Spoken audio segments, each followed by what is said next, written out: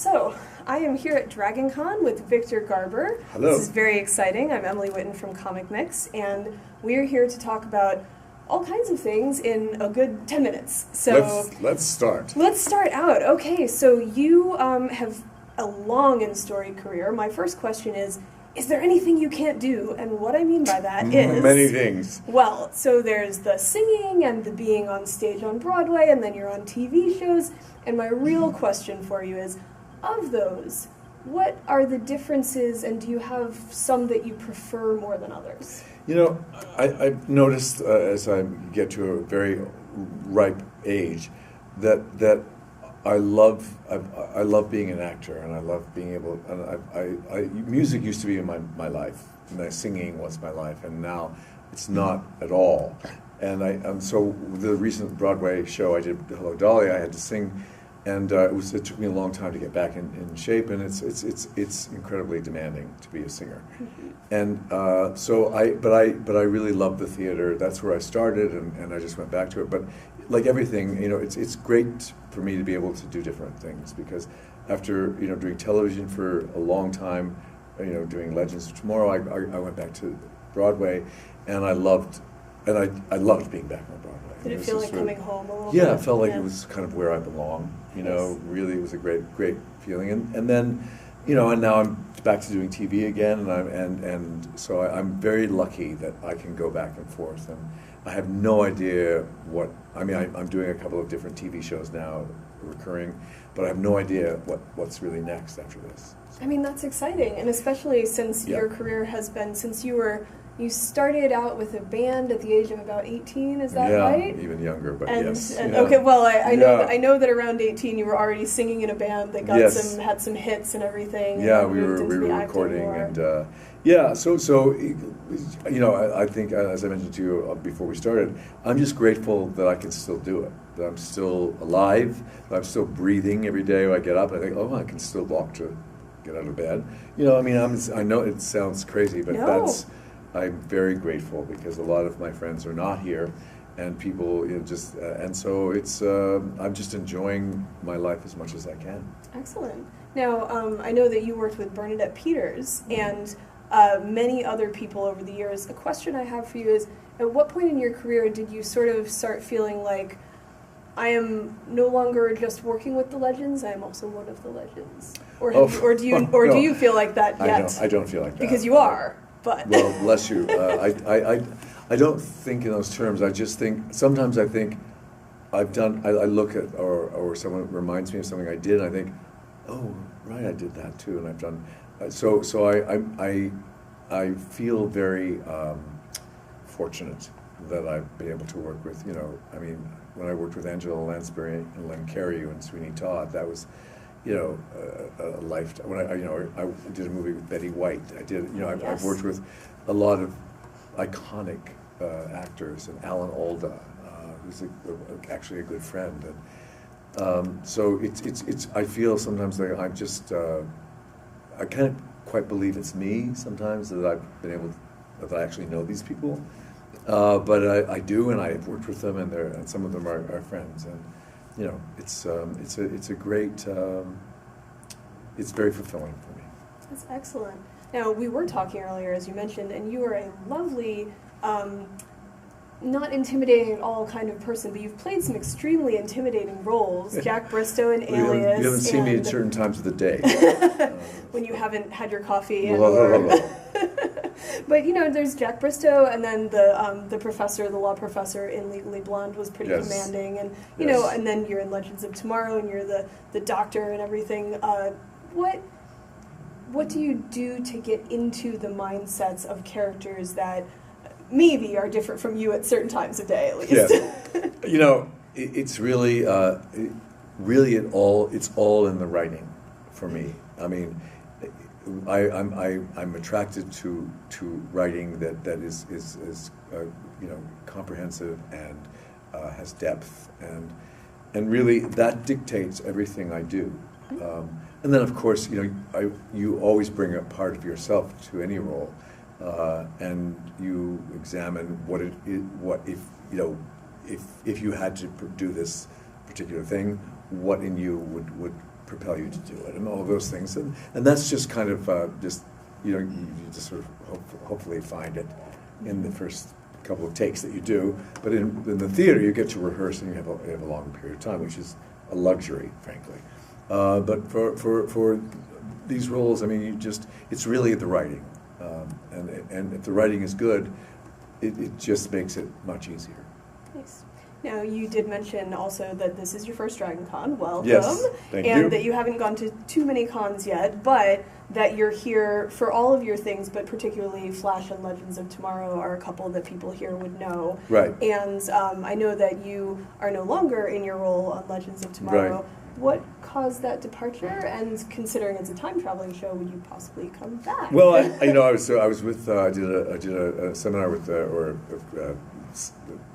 on a stage today with Tom Cavanaugh and Brandon Routh, and Tom's on Flash, and Brandon was on Legends of Tomorrow with me, and I said to him, I'd like you to go back and pitch to the producers that I'd like to come back and visit and do, Martin Stein should come back, because I really suddenly, I think, being reminded by everybody that came up to me today about how much they love the show and they miss me and everything, I thought, I'd like to go back and just visit, and do an episode or two. That they could just pick me up from another time before I died, and exactly. And that would be, I would love to do that. But the reason I left Legends was because I felt it was time for me to go back home. I was really homesick. Okay. So I live in New York, and we shot in Vancouver, and I wanted to. I just honestly I wanted to go home. And I was finding it difficult to be away. So I just talked to them, and they were very kind and allowed me to depart. Well, I respect that as an answer, because everyone should remember to take care of themselves, no matter how busy or how. Yeah, I mean, life is short. Yeah. And I just needed to be home. That's excellent, but I do think it would be great if they could write you back in. Now, your death scene was fairly big and iconic. Did you have any input into the way that was played, or what was that experience like for you? Well, I did it. I certainly did it the way I felt it should be done, and I thought it was certainly well conceived, and also I was working with Franz, who is one of the best actors I've ever worked with, and we were able to find the reality and the truth of it, and it was very, very sad for both of us. We were both really sad. Well, and I know people were affected by it, and rightfully so, and I was grateful that it worked as well as it did. Right. Now, you have worked with a couple of different actors who have played the other half of Firestorm, and you've been on different shows with that. Did you, can you tell me a little bit about the different portrayals and the different people you've worked with in the same role, so to speak? Yeah, well, that's unique. I started with Robbie Amell, who, and we're still very close friends, and I was devastated when he said he didn't want to go and continue onto Legends, and because I thought, how could I do this without you? And then Franz came along, and it was completely different energy and different person, obviously, and so and it was thrilling, So actually we're going to the Heroes and Villains convention next weekend in Newark. The three of us are going to be together. Oh, that's nice. Well, I'm so excited. So you're going to be a conflicted split personality. Yes, who do I talk to? I won't know who to talk to. Who do I hang out behind and or in this brain of right now? Yeah. So that'll be confusing for everybody. Yes. Well, but the fans will not be confused. They will all want the picture with all of you and be very, very excited. Well, it's very gratifying, and people respond that way. That's nice. Excellent. Yeah. So if you were to think of a reason for the professor to show up again, as you said, in the past or something, like what would be a scene, if you were to set your ideal scene with one or two of the particular characters you'd really want to come back with and talk to and have some interactions with, do you have any thoughts on that? Well, I hadn't really thought that far ahead. I was hoping that a writer would come up with something brilliant, and I would just say, "Oh, that's good."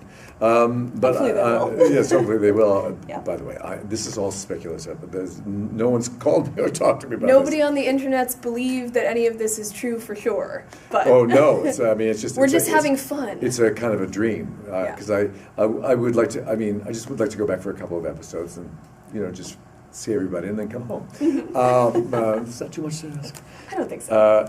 But it would be, it would just be kind of a reunion, and I don't know if obviously it would be incredible to have Franz there.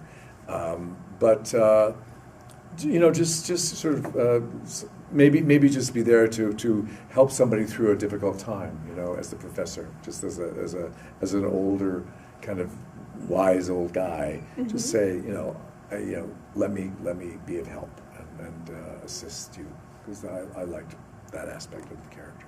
Yeah. Now I have a couple more quick questions for you, and then we're gonna have to wrap it up because you're very in demand. But one is, you have been in so many different things, and this is only one part of it. But were you and are you more of a superhero or comics fan? Have you been over the years, or was this more new to you?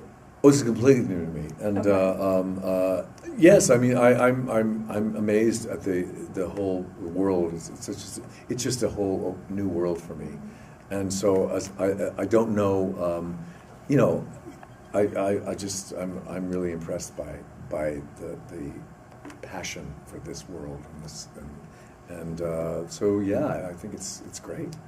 Excellent. And because I know that you can have a really fun time on set and things can also get really intense, were there any fun pranks or jokes or things that happened on set? Any good story from the behind the scenes? Oh, there were no. I mean, I can't really remember specifically. There were always jokes being played here and there, and it was a very jovial and fun group of people, and we mostly just, except when there were long hours and sometimes devastatingly hard things to shoot, and we were in the rain a lot. There were a lot of climate issues in Vancouver that I was not sorry to say goodbye to. But it was just a wonderful group of people, and the crew and everybody involved was just so the top of their game. It was Excellent. great.